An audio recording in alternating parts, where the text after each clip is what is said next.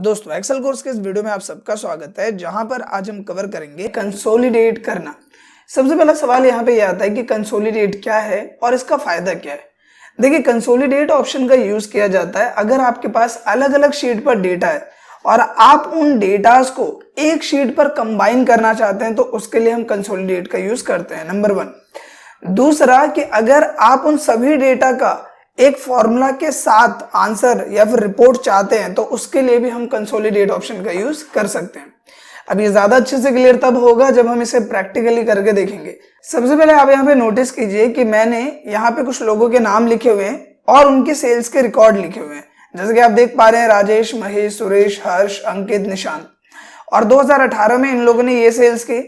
इसके बाद एक यहाँ पे रिपोर्ट बनी है जिसमें 2019 में उन्होंने कुछ सेल की। फिर हमने यहाँ पे देखा कि 2020 में उन्होंने कुछ सेल्स कर रखी है। अब क्योंकि ये 2021 चल रहा है, तो यहाँ पर हमें क्या करना है, कंसोलिडेट करना है।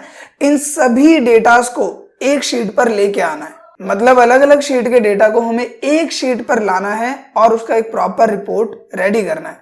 तो बिना किसी देरी के शुरू करते हैं। तो नॉर्मली यहाँ कंसोलिडेट वाली शीट पे आते हैं जो कि बिल्कुल ब्लैंक है, और यहाँ पर जब आप डेटा टैब में आते हैं तो यहाँ पर आपको कंसोलिडेट का ऑप्शन मिलता है। अब इस कंसोलिडेट वाले ऑप्शन पे जब आप क्लिक करेंगे तो यहाँ पर कुछ पैरामीटर्स आपको नजर आएंगे, मतलब कुछ ऑप्शंस नजर आएंगे। सभी चीजों को हम वन बाय वन समझेंगे।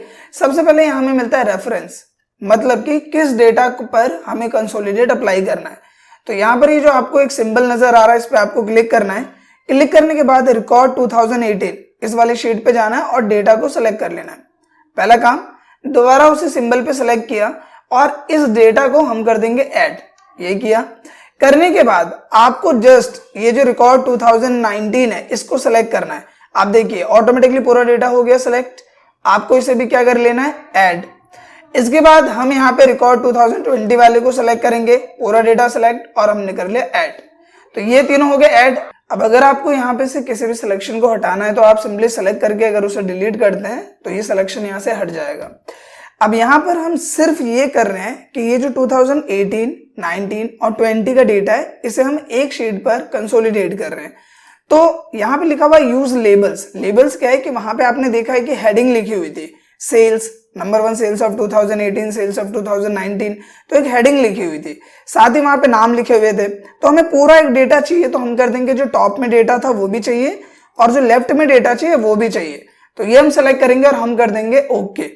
अब ये ओके करने के बाद आप देखिए यहाँ पे क्या होता है कि ये 2018, 19 और 20 सभी सेक्शंस के डेटा हमें यहाँ पे मिल जाते हैं। अब यहाँ पर हम एक चीज चेक करते हैं।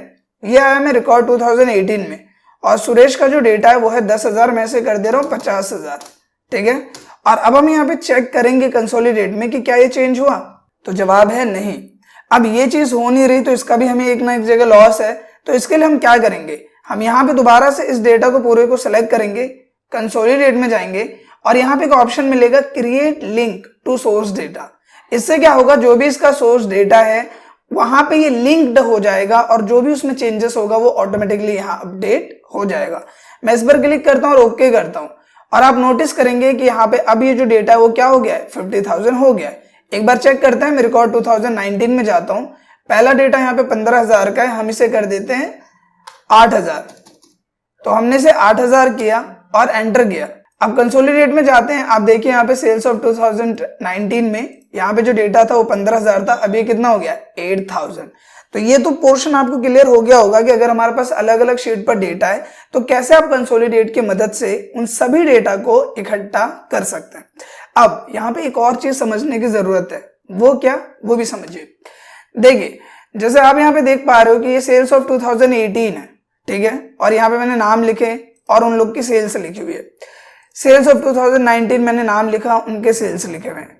सेल्स ऑफ 2020 नाम लिखे, सेल्स लिखे। अब हमें करना यह है कि हमें एक दूसरे शीट पे, खाली शीट है उस पर डेटा चाहिए, और चाहिए ये कि अभी तक उन्होंने जितनी भी सेल्स की है, मतलब ये 5,000, ये 4,000 और ये 8,000, ये तीनों की तीनों ऐड होकर राजेश के नाम से जितनी भी प्रॉपर सेल है वो एक जगह मुझे पता चल जाए कि अभी तक राजेश ने टोटल सेल्स कितनी की है। तो इसके लिए हम कंसोलिडेट का ही यूज करेंगे। आप कंसोलिडेट में गए, अब यहाँ पर आपको करना क्या है, नॉर्मली यहाँ जाना है कंसोलिडेट में, ऑटोमेटिकली यहाँ पे डेटा सिलेक्टेड है, क्योंकि मैंने अभी ट्राई किया था, तो मैं इसे क्या कर देता हूँ, डिलीट करता हूँ। तो यहाँ पे आते हैं डिलीट, यहाँ पे आए डिलीट। दोबारा आपको बताइए क्या करना है, यहाँ पे आए शीट 2 में गए और यहां से आपको डेटा सेलेक्ट करना है। ध्यान रहे 2018 सेलेक्ट नहीं करना, नेम सेल्स, और ये सेलेक्ट किया और यहाँ पे डाउन करना है और कर देना है ऐड। 3 में आएंगे ऑटोमेटिकली डेटा सेलेक्ट हो जाएगा, कर दिया ऐड। 4 में आए ऑटोमेटिकली डेटा सेलेक्ट ऐड। अब यहां पर एक आता है ऑप्शन फंक्शन का। इसका मतलब ये होता है कि ये जो आपने डेटा सेलेक्ट किया है इनका आप क्या करना चाहते हो, क्या आप इनका टोटल निकालना चाहते हो यानी कि सम, क्या आप इनका एवरेज देखना चाहते हो। तो मैं पहले आपको सम करके दिखाता हूं। मैंने सम किया और मैं कर रहा हूं सिर्फ ओके। अब देखो यहाँ पे राजेश की जो अभी तक की टोटल सेल्स है एक बार चेक करते हैं, 5, 4, 9 और 8 17 and now you can see यहाँ पे क्या है 17,000। तो इस तरीके से हम कर सकते हैं। अब यहाँ पे जो आपके और ऑप्शन थे, जैसे आप सम की जगह यहाँ पे कर दो एवरेज और मैंने किया ओके, तो अब क्या होगा कि टोटल यहाँ पे आपको एवरेज मिल जाएगा। मतलब पहले मुझे उस डेटा को डिलीट करना था तब अप्लाई करना था, तो लेकिन आप समझ गए होंगे कि यहाँ पे क्या आ रहा है, अब एवरेज आ रहा है। तो मैं दोबारा से करके बता देता हूँ। कंसोलिडेट में गए और यहाँ पे एवरेज सेलेक्ट किया, ओके किया। अब देखिए तो आप यहाँ पे देख पा रहे हैं कि क्या आ रहा है, एवरेज आ गया है। तो इस तरीके से कोई भी फंक्शन आप अप्लाई कर सकते हैं और जो भी डेटा है पहले का या दूसरी शीट्स पे उनको कंबाइन करके एक एक्टिविटी आप कर सकते हैं। आशा करता हूं दोस्तों कंसोलिडेट ऑप्शन क्या है और कैसे काम करता है ये चीज आपको क्लियर हुई हो। सो प्लीज दोस्तों ज्यादा से ज्यादा लोग के बीच में शेयर करें ताकि उन्हें भी इस कोर्स को सीखने का मौका मिले। Thank you.